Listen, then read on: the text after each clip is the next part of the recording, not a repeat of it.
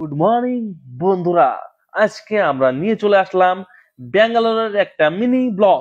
চলো, আমরা কিচেনে পৌঁছে গেছি ইতিমধ্যেই। এখন আমরা কিচেনের ভেতরে দেখব কি কাজ আছে আমাদের জন্য। তো আজকে আমাদের এখানে 15 জনের অর্ডার এসেছে। দিকেই চলে আসলো স্যালাড আর চলে আসলো এখানে সুইট। চলো গাইজ, আমরা সুইট দিয়ে দেবো।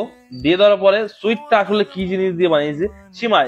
আশা করি বাঙালি সবাই জানে সিমাই জিনিসটা কি।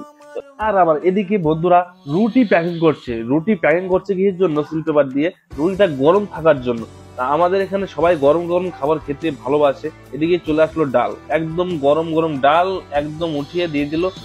আমার ছিল সুইট কর্ন।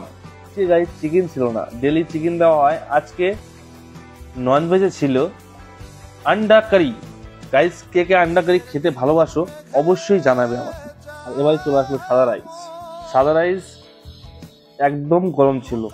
আমার বন্ধু বুঝতে পারছিল না কোন জায়গাটায় দেবে, আমি বললাম এখানটায় দিয়ে দে।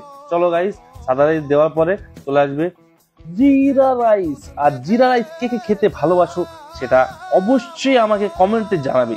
জিরা রাইস আমার একদমই ভালো লাগে না, কি করা যাবে? চলো গাইস, এখন দিয়ে দেবো পাপড়। দিলখুশ পাপুর ভাজা, সেটা তো নামটা শুনেছি সবাই। চলো কম বেশি, চলো এখন পাপড়টা দিয়ে আমরা প্যাকিং করে নেব। প্যাকিং করতে করতে আমাদের হয়ে গেছিল রাত। খাবারটা টাইমে ডেলিভারি দিতে হবে, না হলে কমপ্লেন করে দেবে। কমপ্লেন করলে নেক্সট টাইম আমাদের খাবার সেখান থেকে অর্ডার করবে না। আমাদের খাবারগুলো যায় বিভিন্ন রকমের ভিআইপি জায়গায়, কিসের জন্য? ওখানে টাইম মেনটেন করে যেতে হয়।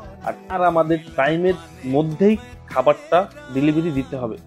আমার মামু গাড়িতে লোড করে ফেলেছে, এখন গাড়িটা বন্ধ করে দিয়ে আমি বেরিয়ে পড়লাম। আর গাইস, এই ভিডিওটা ভালো লাগলে পরে লাইক, কমেন্ট আর সাবস্ক্রাইব করে দিও। চলো গাইস, দেখা হচ্ছে নেক্সট ভিডিওতে।